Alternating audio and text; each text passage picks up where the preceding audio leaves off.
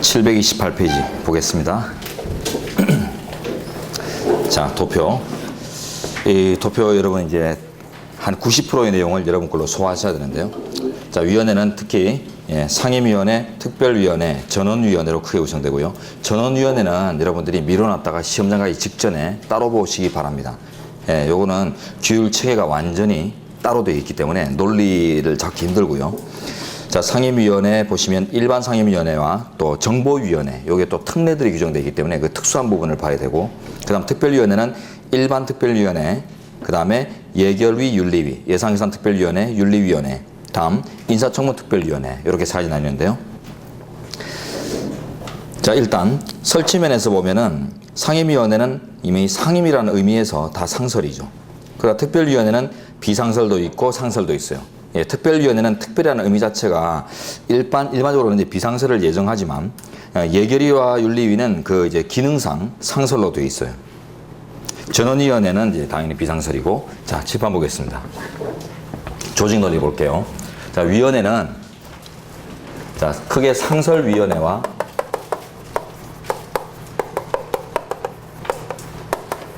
비상설위원회로 나뉘고요. 상설위원회는 종류가 두 가지입니다. 상임위원회와 예결위, 윤리위.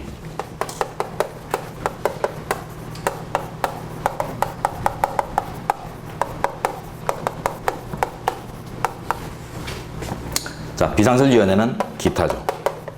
기타위원회가 비상설. 상설은 좀 외워주셔야 되고요.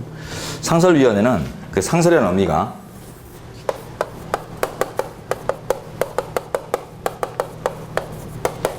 항상성이라는 조직 논리로 구성됩니다. 상설, 항상성. 그래서 항시 어떤 사안이든 대비할 수 있도록 미리 구조되어 있어야 된다. 이런 의미가 이제 전제되어 있어요. 근데 비상설은 말 그대로 그때그때죠. 그때그때의 필요성에 따른 필요성 논리. 필요할 때 필요한 만큼만 만들어진다. 그래서 미리 뭐 조직이 갖춰져 있고 이러지 않아요.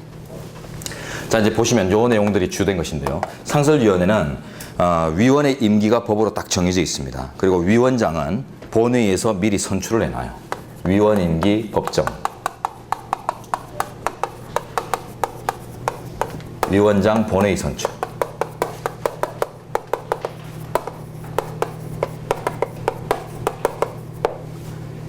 미리 법으로나 본회의 의결을 통해서나 미리 딱 편제가 이루어져야 됩니다. 안정적으로. 자, 이제 비상설은 그때그때. 그래서 위원 임기는 존속기한 동안 재임합니다. 존속기간 재임.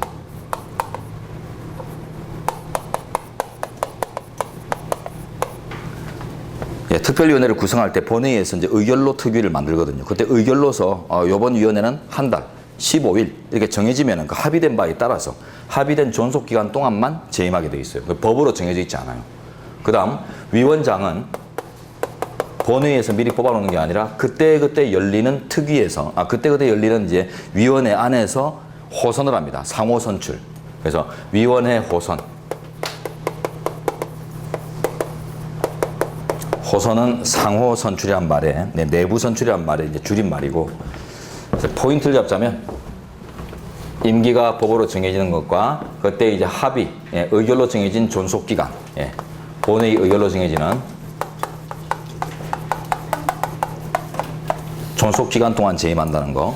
그 다음에 위원장을 본회의에서 선출하는가, 그때그때 열리는 위원회별로 선출하는가. 이런 전리 차이가 항상성, 필요성, 이런 이제 차이에서 기인하고요. 그러면 우리 첫째라는 아주 쉽죠, 그죠? 상설, 비상설을 일단 쉬운 게 아니로 이제 외워야 되죠. 상설을 좀 외워두셔야 되고, 그 외에는 이제 비상설로 분류하신 다음에, 그 다음에 이제 위원 정수 내려가시면, 자, 일반 상임위원회는 그냥 국회 규칙으로 정하도록 위임되어 있고요. 그 다음에 정보위원회 12인, 요거 외우셔야 됩니다. 한다즈 12인. 엄중해요. 아주. 정보위원회는 국가 기밀을 다루기 때문에 아주 엄중하게 규율하는 게 기조입니다. 그 다음에 특별위원회 가시면, 일반은 본회의 의결 됐고요. 그 다음에 여기서는 특별히 외우는 게 아니라 몇 가지만 외우십니다. 자, 윤리위원회, 예결위 몰라도 됩니다. 그 다음에 인사청문특별위원회 13인, 요거 외우셔야 돼요. 정보위원회 12인, 인사청문특위 13인, 요거 따로 외우세요. 나머지는 안 봐도 됩니다. 그 다음 위원의 임기. 예, 주로 2년이면서 상설 보세요. 상설은 주로 2년이면서 법으로 딱 2년 정해져 있어요. 근데 특별위원회 쪽으로 가면은 법으로 정해진 것도 있고 그냥 존속 기간 동안 재임한다는 것도 있죠. 자, 비상설의 경우입니다. 근데 예결위와 윤리위도 보시면 주로 이제 상설이기 때문에 미리 법정돼 있어요. 근데 특이한 게 예결위가 1년인 게 좀 구도에서 벗어나죠. 대부분 2년인데 두 기수로 운영하면서 시적 권력 분립을 추구하는데 예결위만 1년 단위입니다. 왜 그럴까요? 그렇습니다. 예산 1년주의 때문입니다. 예산을 1년주의로 편성하고 운영하기 때문에 예산 1년주의 때문에 1년 단위로 운영한다. 자, 그 다음 이제 위원장 쪽으로 갑니다. 상설은 전부 본회의 선출이에요. 미리 선출. 그러나 비상설의 경우는 그때그때 열리는 위원회 내부에서 호선합니다. 내부 상호 선출. 전원위원회는 별개로 뽑으라고 했어요. 그 다음에 이제 됐습니다. 요 내용들이 상당히 이제 접근하거나 암기하기가 어려운 것들인데 IQ가 한 250 정도 돼도 잘 안 외워지는 부분인데 요 논리 틀 안에서 접근을 하시면은 조금 이제 편안하실 거예요. 외울 것만 외웁니다. 표시해드린 거. 자, 그 다음 이제 개회 쪽으로 가죠. 개회. 상임위원회 소집 요구는 본회의 의결이나 의장 또는 위원장의 필요성을 인정하거나 제적 4분의 1 이상의 요구가 있을 때 하는데요. 자, 적으세요. 제적 4분의 1 이상의 요구. 여기 적으세요. 숫자 외워야 됩니다. 다음 밑에 이제 의사정족수로 내려가시면 제적 5분의 1 이상의 출석이죠. 제적 5분의 1 이상, 5분의 1 줄그시고. 그리고 이제 의결 정족수는 이제 일반 정족수로서 제적 과반수의 출석과 출석 과반수의 차정수. 과반. 전원위원회는 좀 특별합니다. 나중에 맨 마지막으로 미뤘다가 시험장 가기 직전에 한번 보고 가시고. 자, 이제 정족수를 대비하는데 칠번 보십시오. 정족수는 어떤 의사 진행의 결과 이제 안건을 합의하기 위해서 요구되는 최소한의 구성원 수를 얘기하는데 요것도 논리적 선후 단계가 있어요. 개회 요구 정족수. 그게 제일 선이고, 자, 그 다음에 의사정족수라는 게 다음. 근데 의사정족수는 동의어들이 있는데요. 개회정족수라고도 하고, 혹은 개의정족수라고도 합니다. 개회정족수, 개의정족수. 그럼 요 둘의 용어를 비교할 때 비교되는 용어는 개회다 이런 용어는 구별 용어가 못 되네요. 그렇죠? 그럼 어떤 게 구별 용어나? 요구라는 말이 들어가느냐, 들어가지 않느냐, 이거 차이예요. 그죠?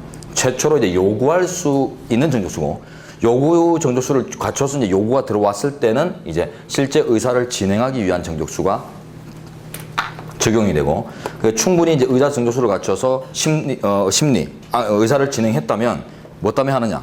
합의를 통해서 결론 도출하기 위해서 진행하는 거죠. 그래서 맨 마지막으로는 의결 정족수. 합의를 통한 결론 도출의 정족수.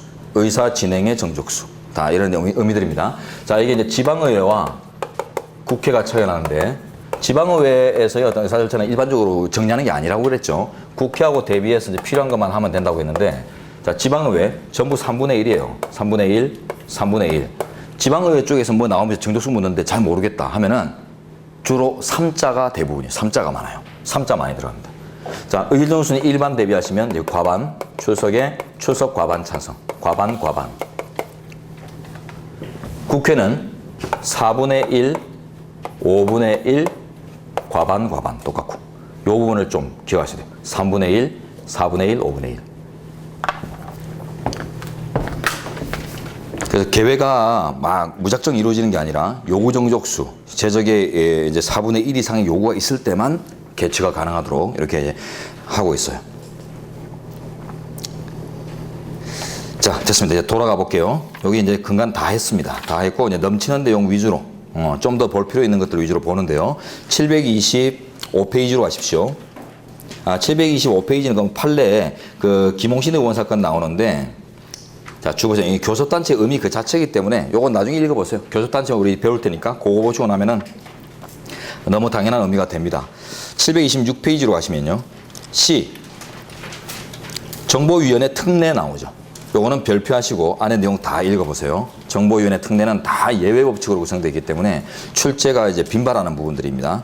선택형 관련해서. 자, 이제 근데 여기서 다 보실 필요 없고, 지금 보실 필요 없고, 요거 하나씩 쪼개가지고 뒤에서 다 보거든요. 그러니까 나중에 확인용으로 꼭 보셔야 된다는 의미고. 그 다음에 이제 특별위원회에 가시면 오른쪽, 자, 제목 보시면 A의 일반 특위, 그 다음에 상설 특위, 인사청문 특위 이렇게 나눠서 설명하는데, 그 B에서 보시면 줄된데, 예산결산 특별위원회 위원 임기는 특이하게 1년이다. 예, 요런 거. 아까 도표에서 다 확인했던 부분이죠. 그죠? 자, 그 다음 전원위원회로 갑니다. 전원위원회는 이제 따로 보셔야 된다고 했는데 그 도표 안에서 먼저 해소가 되셔야 돼요. 예, 이 조문을 읽어가지고는 뭐 막연합니다.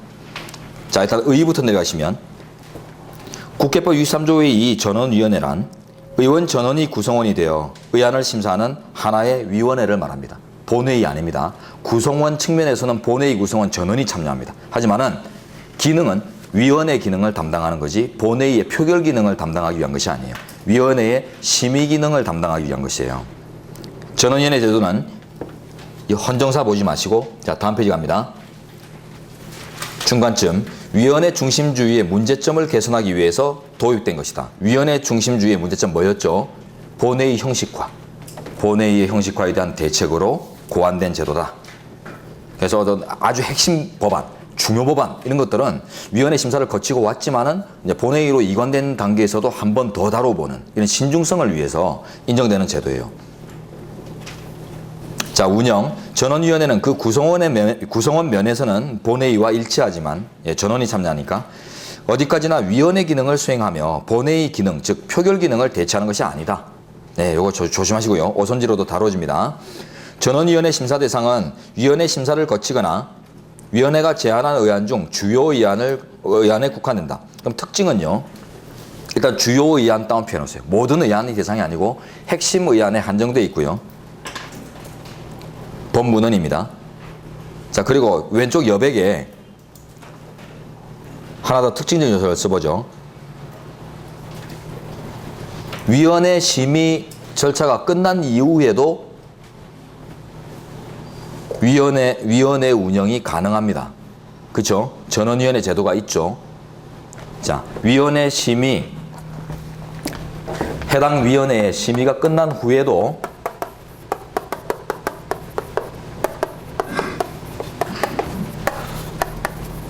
위원회가 가동될 수 있는 여지가 있습니다. 가동 여지가 있다. 가동 여지가 있다. 그 심의를 한 위원회가 또 심의한다. 뭐 이런 의미가 아니라 원래 위원회에서 심의가 끝났으면 이제 본회의로 이제 표결을 위해서 넘겨버리죠.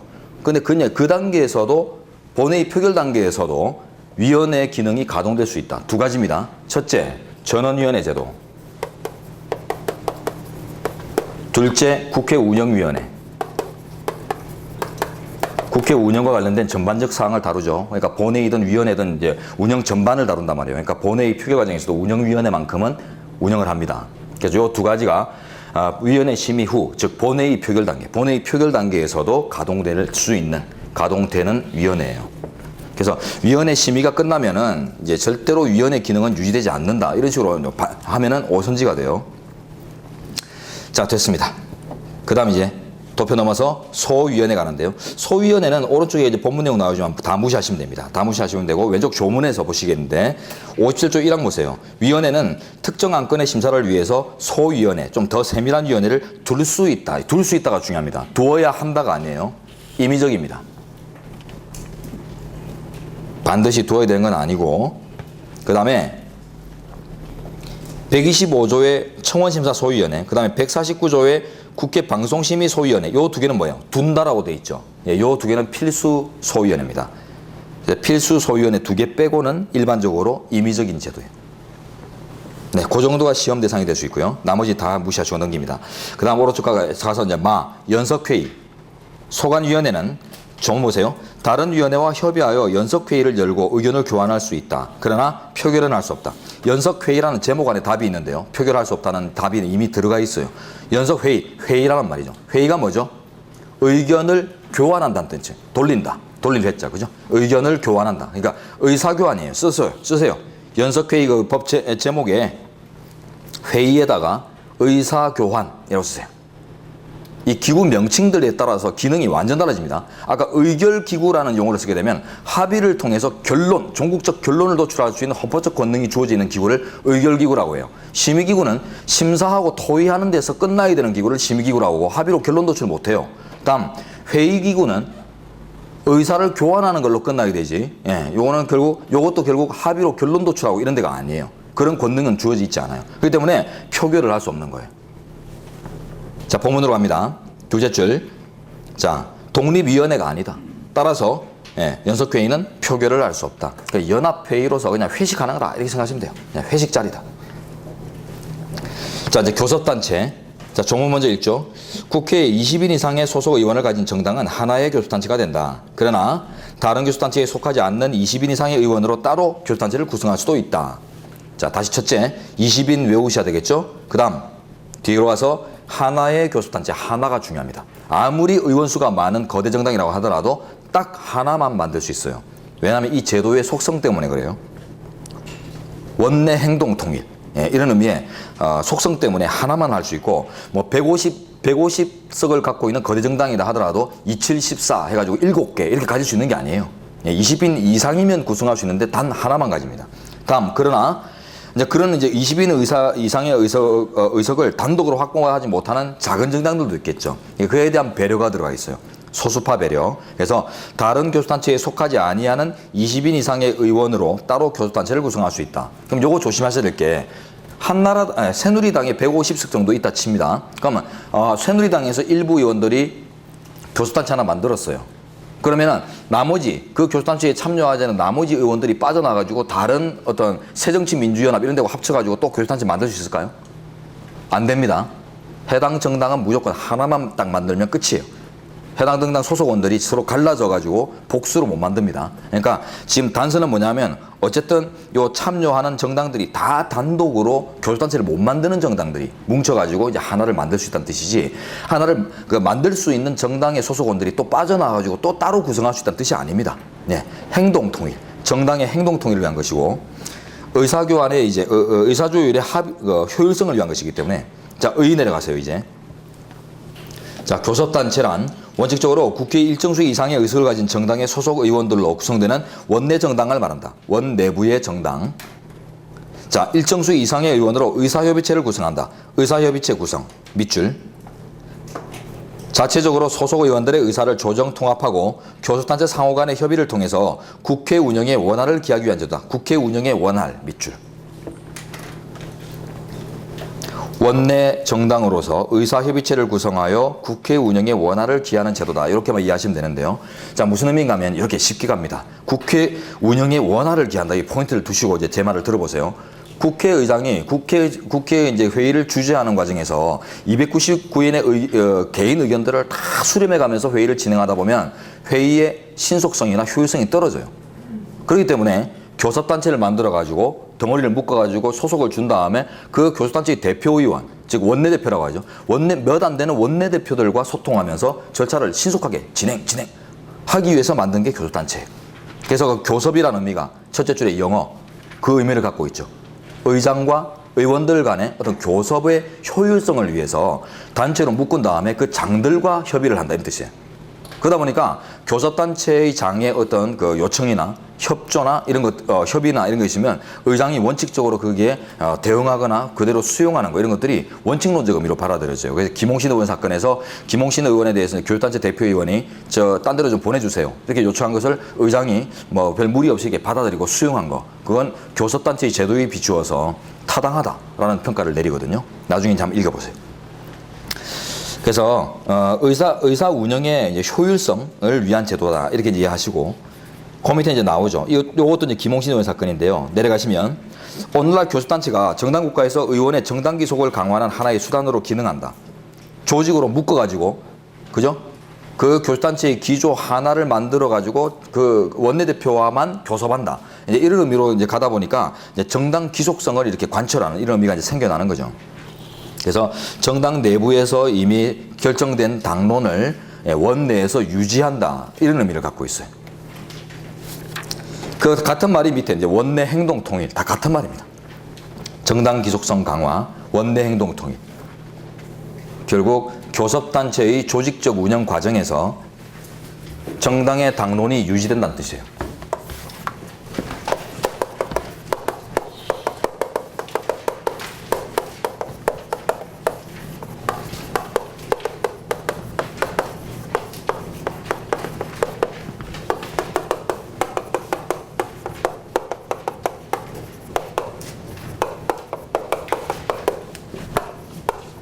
네, 이런 기능성.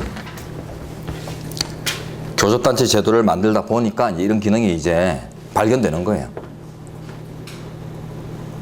교섭단체 내부에 조직적 강제가 따르잖아요. 그 안에서 조직적 강제가 따르니까 한나라당 교섭단체라면 새누리당 교섭단체라면 새누리당 내부의 어떤 당론을 교섭단체 내에서 이제 획일적으로 추진하겠죠. 그러다 보니까 이제 당내 기조가 의사당 내에도 그대로 들어온다. 이런 의미가 정당 기속성의 강화, 원내 행동 통일, 이런 의미로 이제 나오게 되는 겁니다.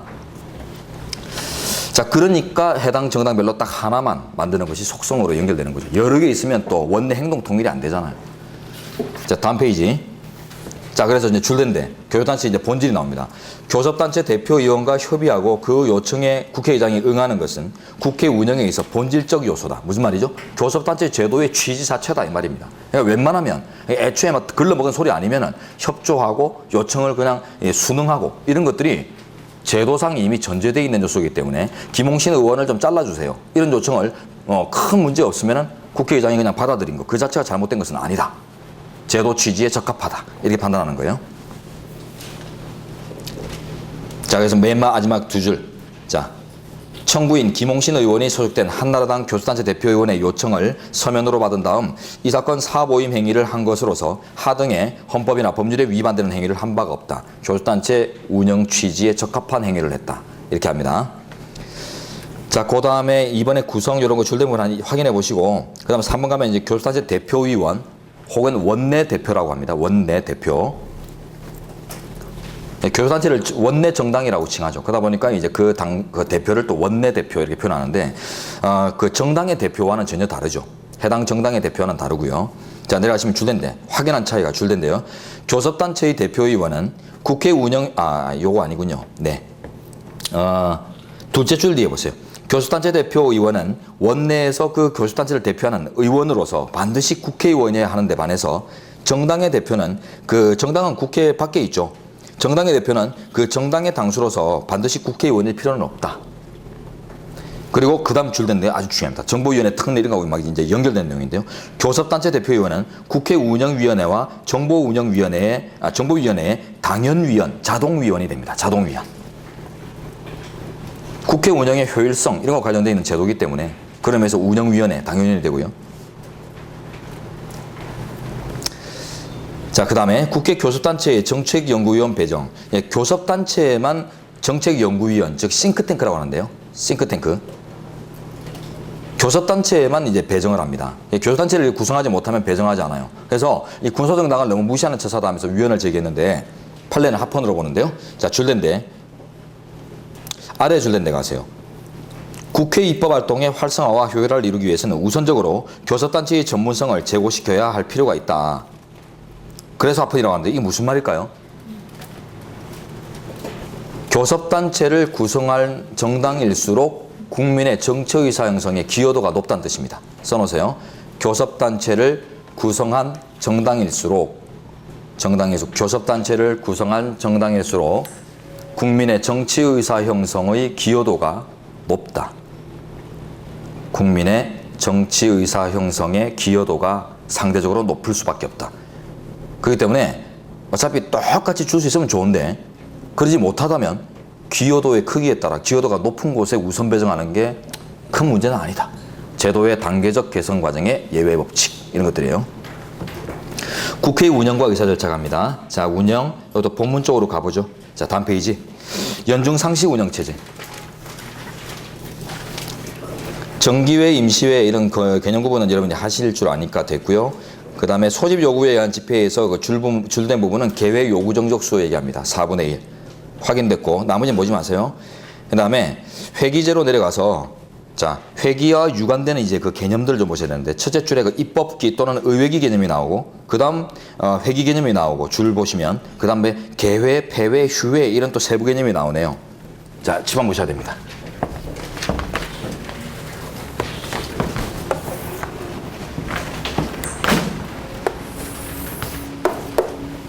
의원의 임기 개시,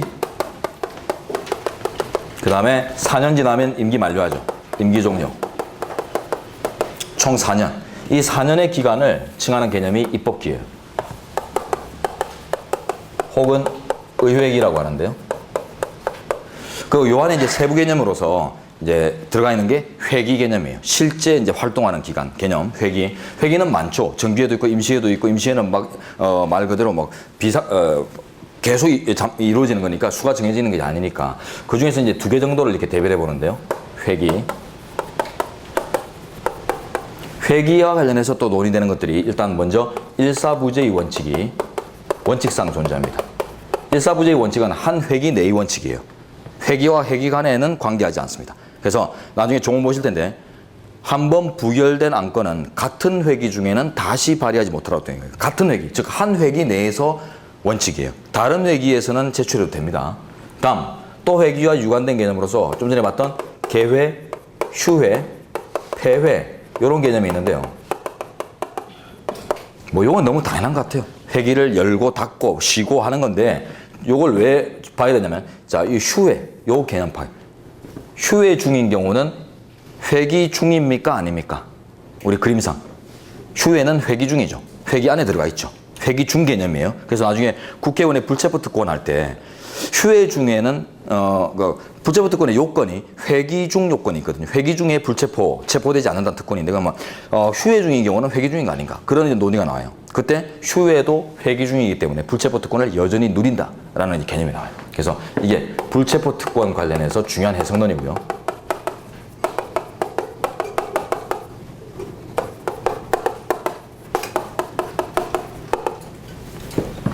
회기 중 해당합니다. 자, 그 다음 회기와 회기 간의 이제 상호 관계가 중요한데요. 회기와 회기가 서로 연결성을 가지는 연속성상에 있는 것인가 아니면 서로 완전 독립되어 있는가. 회기와 회기는 우리나라는 회기 계속의 원칙을 취합니다. 회기 계속의 원칙. 헌법에 규정되어 있어요. 그런데 이제 미국 같은 나라는 회기 독립의 원칙이에요.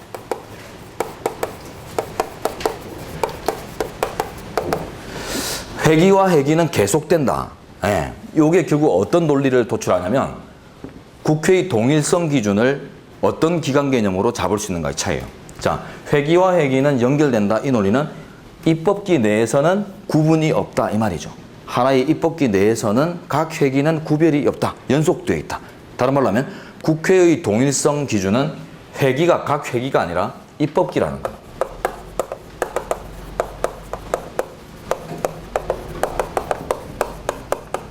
회기 계속 원칙의 결과입니다. 그래서 우리 헌법이 회기 계속의 원칙을 규정한 결과 국회의 동의성을 판단하는 기준은 각 회기가 아니라 입법기예요. 4년의 전체 기간 내는 다 동일하다. 그럼 이제 반대로 미국은 어떻게 하죠? 회기별로 독립해 있다. 이 말은 뭐예요? 회기별로 동일성 기준을 잡죠. 국회의 동일성 기준을.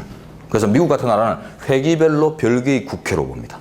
이게 큰 차이고요. 자, 그럼 나중에 이제 보류 거부의 가능성 이런 것들하고도 관련되어 있는데요. 미리 한번 보죠. 나중에 그냥 넘겨버릴 거니까.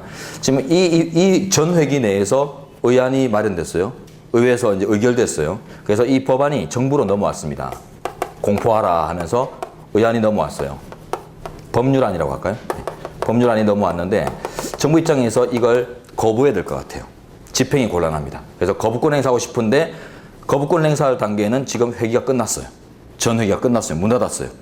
그러면은 우리나라는 지금 환부 거부만 헌법에 명문화되어 있거든요. 환부 거부. 보류 거부는 명문화되어 있지 않아요. 그럼 이제 보류 거부가 필요한가 이런 논의가 나올 수 있는데 미국 같은 나라는 보류 거부를 인정해야 됩니다. 인정하지 않으면 문제 해소가 안 돼요. 그죠?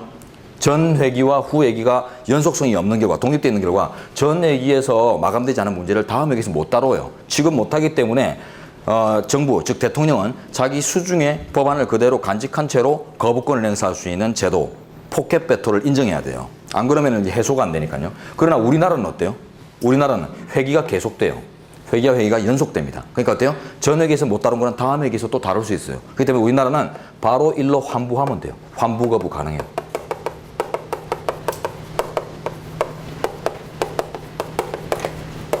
미국은 안 되고요.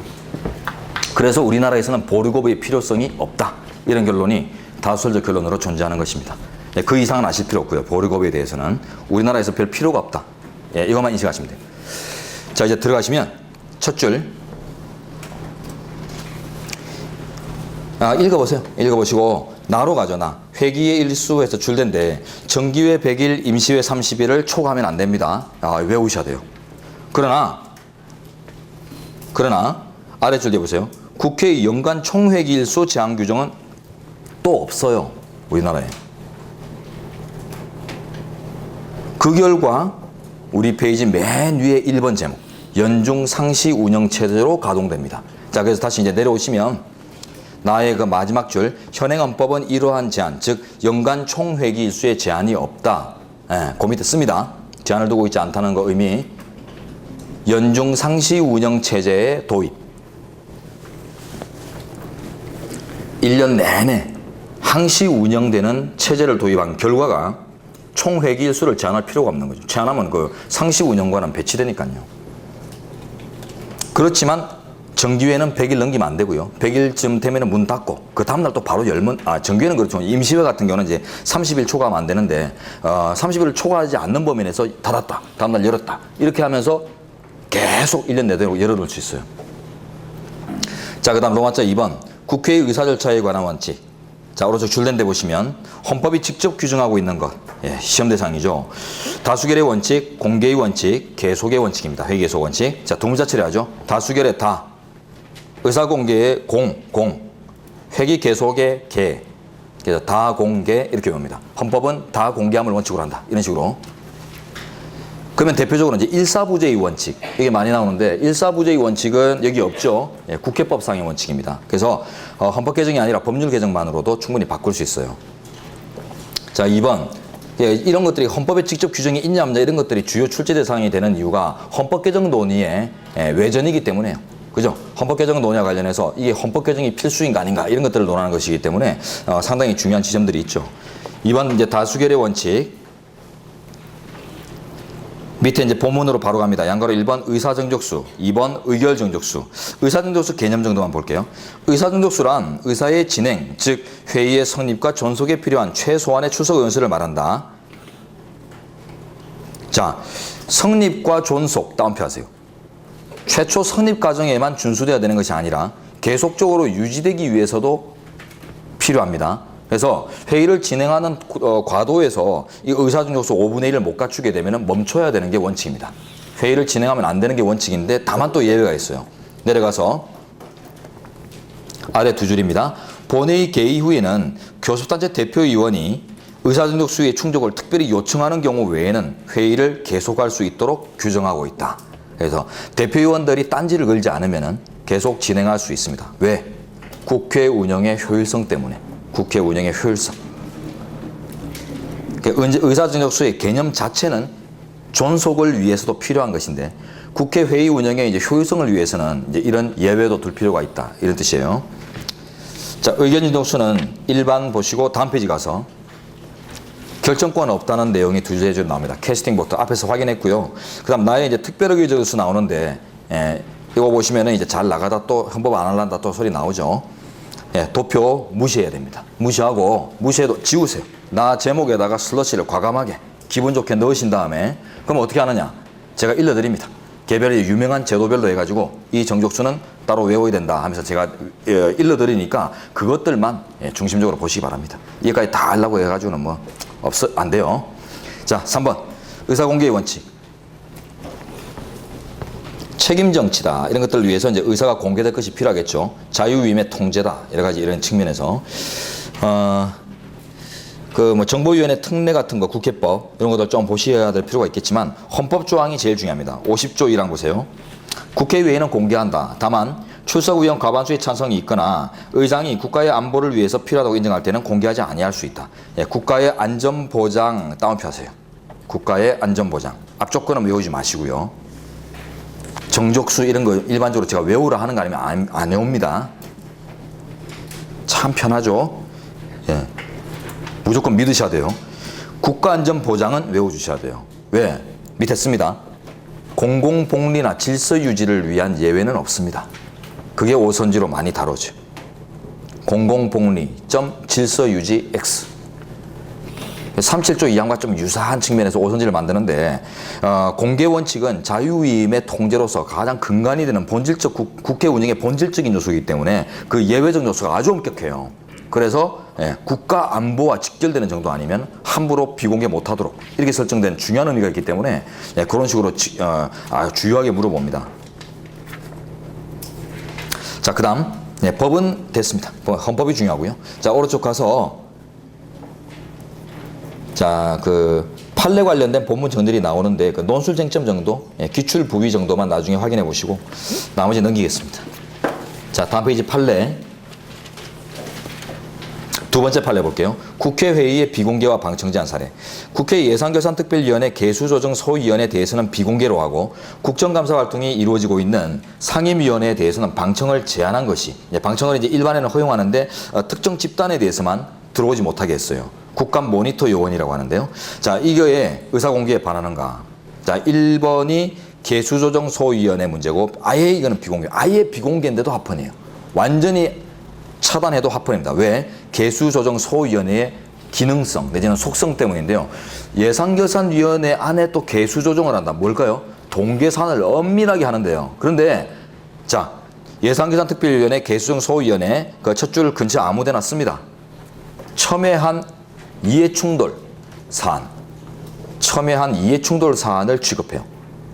그러다 보니까 각 이익 집단의 어떤 로비 뭐 이런 것들을 중심으로 해서 이해충돌 요소가 상당하기 때문에 똑똑 이런 것도 많죠. 뭐 쪽지 예산 뭐 이런 거 관련해 가지고 국회의원들이 지네 지역구 대변하려고 막 어떻게든 한 푼이라도 더 따내려고 뭐 여기서 난리가 난단 말이에요. 업어치기까지 하고 그래요, 실제. 그러다 보니까 이거는 공개로 하는 순간 문제가 된다. 그래서 첨예한 이해충돌 사안에서 비공개로 해도 합헌이라고 합니다.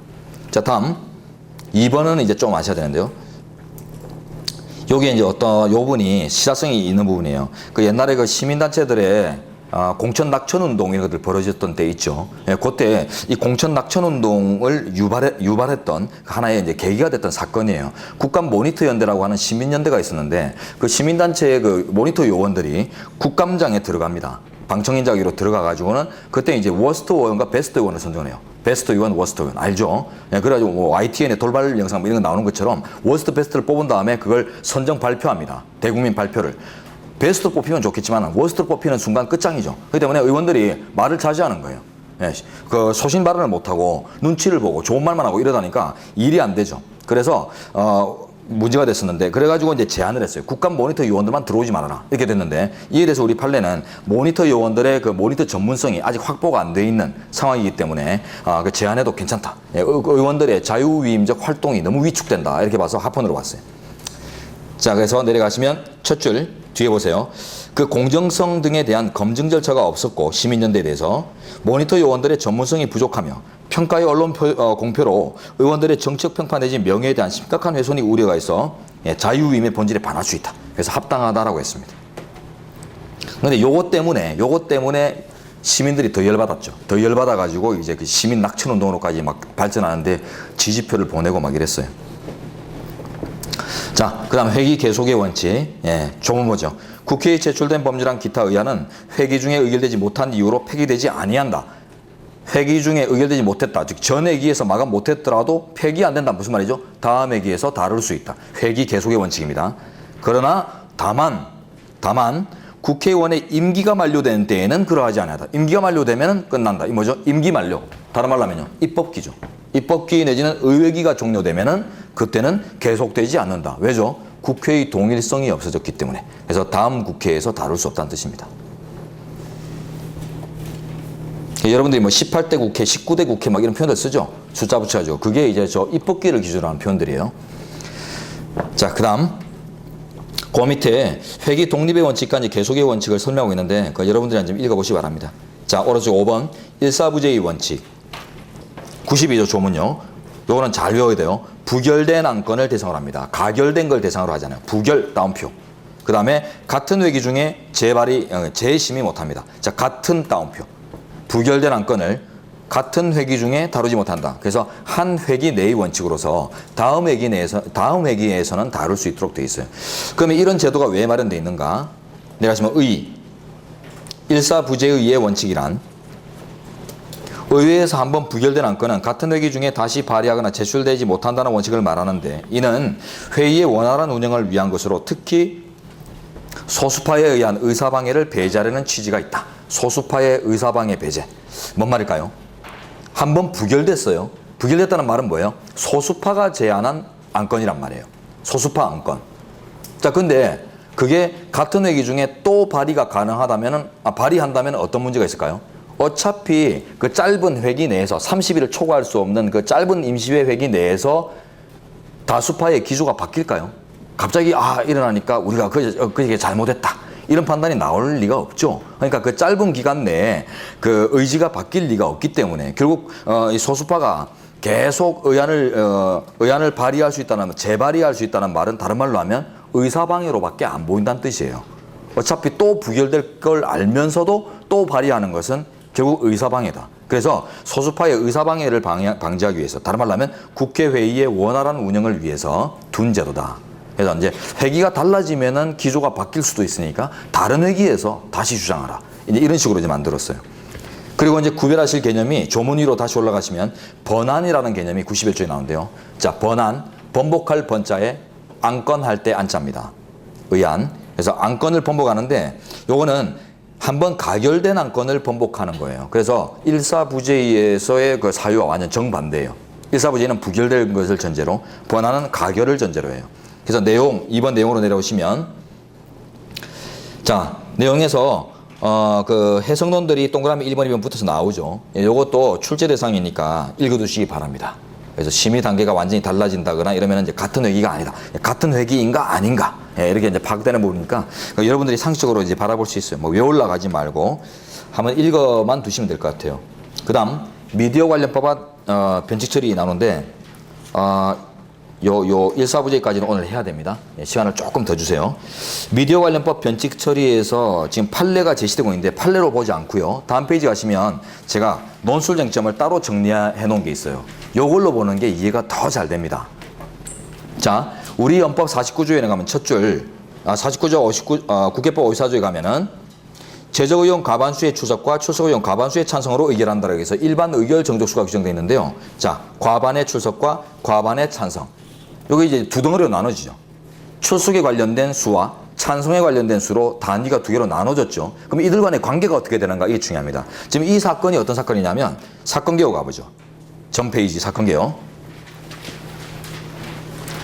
미디어 관련법 날치기 통과 사건에서 나왔던 하나의 쟁점인데요. 자, 방송법 수정안에 대한 표결 결과 표결에 참석한 국회의원 수가 제적의원 과반수의 출석에 미달했다. 출석 정족수에 미달한 상태입니다. 자, 그럼에도 불구하고 국회 부의장이 동일한 범죄란에 대해서 즉석에서 재투표를 실시해서 결국 출석 정족수, 찬성 정족수를 다 채워가지고 통과시킵니다. 그럼 이게 합법인가? 일사부재에 반하는 거 아닌가? 그죠? 앞에 선행행위가 이미 부결된 것으로서 같은 회기에서는 다시 다룰 수 없다는 원칙에 반하는 것 아니겠는가? 이게 이제 문제되는데, 그럼 앞에 표결 결과 출석 정족수를 갖추지 못한 발견. 자, 이게 부결의 효과인가? 아니면 표결 불성립 내지는 미결의 효과인가? 이 차이가 큽니다. 우리 법정 의견은 부결로 보는데요. 이렇게 됐어요. 자, 저 보세요. 이때 이제 국회 부의장이 이제 대리를 했었는데, 제가 국회 부의장이에요. 표결을 하는데, 요 대다수가 이제 한나라당 출신 의원들이고 나머지가 짜투리들이에요. 타당 의원들인데, 이제 찬성 정족수는 채워요. 출석자 전체에서 찬성을 하는 과반수의 찬성은 요건을 한나라당만으로 채웁니다. 요 안에서는. 근데 나중에 딱 보니까 제적 의원 중에 과반수가 출석해야 된다. 이 요건을 못 갖춘 거예요. 그러니까 우리 전체 수강생 중에 지금 안 온 학생들이 많은 거죠. 네. 그래가지고 출석 정족수를 못 채워요. 찬성 정족수는 채우는데. 그러면 그랬더니 지금 부의장이 빨리 밖에서 놀고 있는 학생들 빨리 불러들이세요. 이래가지고는 학생들을 다시 불러들입니다. 불러들인 다음에 한나라당의 출석 정족수와 찬성 정족수를 4, 5에 다 채워서 넘겨요. 통과시키는데 이게 지금 한 회기 내에서 이루어졌단 말이죠. 그래서 최초의 표결 결과 찬성 정족수는 갖췄으나 출석 정족수, 즉 제적 전체의 과반수가 출석해야 된다는 그 요건을 못 갖췄을 때 이게 어떤 효과가 되는 것인가? 자, 다음 페이지. 쟁점.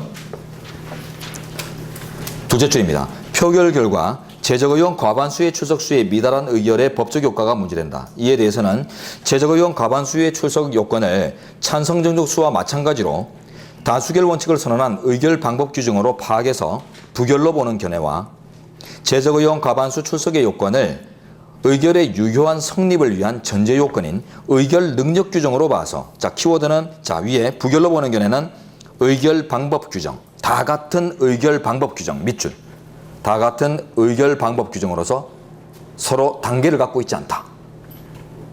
이런 견해고, 그러니까 둘 중에 하나라도 못 갖추면 전부 똑같은 부결의 효과다. 이렇게 봅니다. 자, 일반적으로 보세요. 저 다시 보세요.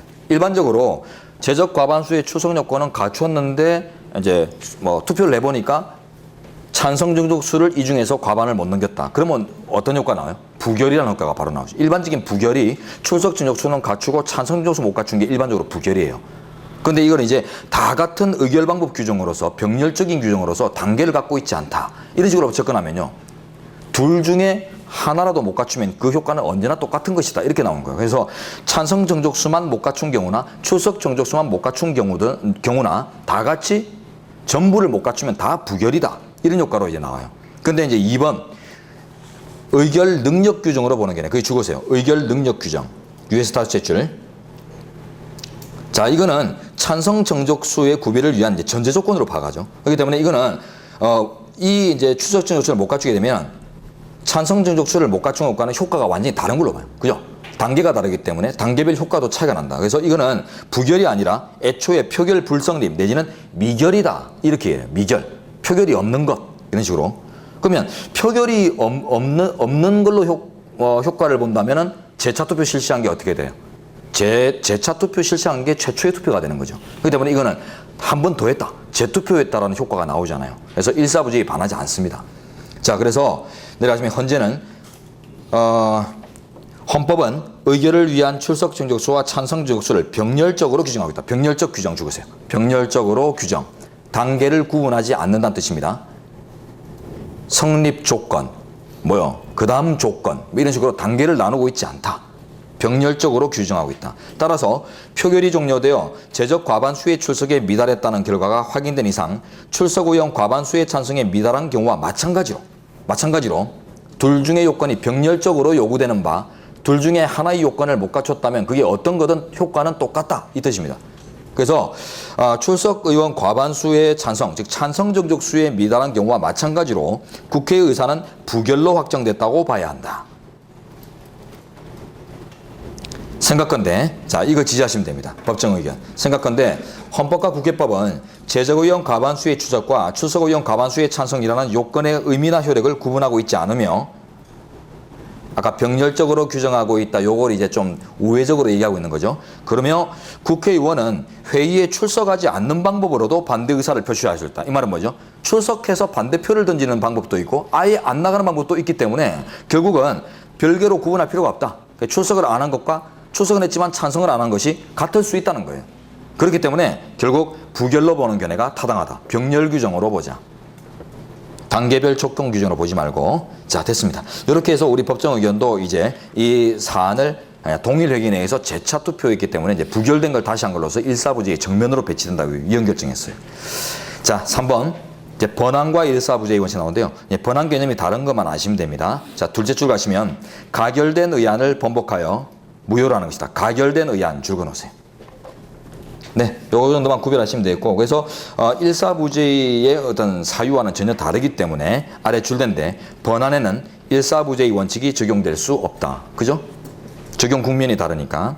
그래서 따라서 번안 동의를 하더라도 일사부재의 원칙에 위반되는 점은 적용이 없으니까 위배된다는 평가는 내릴 수 없다. 네, 이런 뜻입니다. 자, 됐습니다. 예, 그 이하 내용은 내일 또 진행하도록 하죠.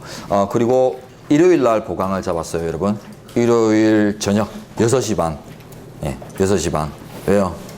일요일 날 뭐 또 다른 강의 있어요? 쉬고 싶어요? 예, 다음에 쉬십시오. 예, 요번에 땡길 때 확 땡기고 다음에 기회를 마련해서 쉬시기 바랍니다. 어차피 이제 동영상 제공되니까 이런 말 안 하고 싶은데 동영상 제공되니까 나중에 동영상으로 보충하시는 방법도 고려하실 수 있습니다. 웬만하면 실강으로 그냥 할 때 그냥 끝내시기 바랍니다. 예, 어쨌든 설명을 이렇게 풍부하게 좀 제가 여유를 가지고 하기 위해서는 한 해 보강은 필요한 것 같아요. 우리 모두를 위해서. 예, 그래서 보강 설정을 안 하고 제가 이제 이래 막 급해서 달리다 보면 제일 좋은 거 있죠, 그죠? 여러분 잘 알죠? 하면서 넘기는 이런 날치기 통과가 나오기 때문에 날치기 통과 방지를 위해서, 졸속 강의 방지를 위해서 보강을 하도록 하겠습니다. 공지 갈 겁니다. 문자 공지 금요일쯤에 보낸다고 하니까 미리 알고 계세요. 6시 반에 시작해서 많이 안 하겠습니다. 많이 안 하고 이제 한 3시간 정도 조금 일찍 끝내도록 할게요. 자, 오늘 고생 많으셨고 내일 다시 뵙도록 하죠. 수고하셨습니다.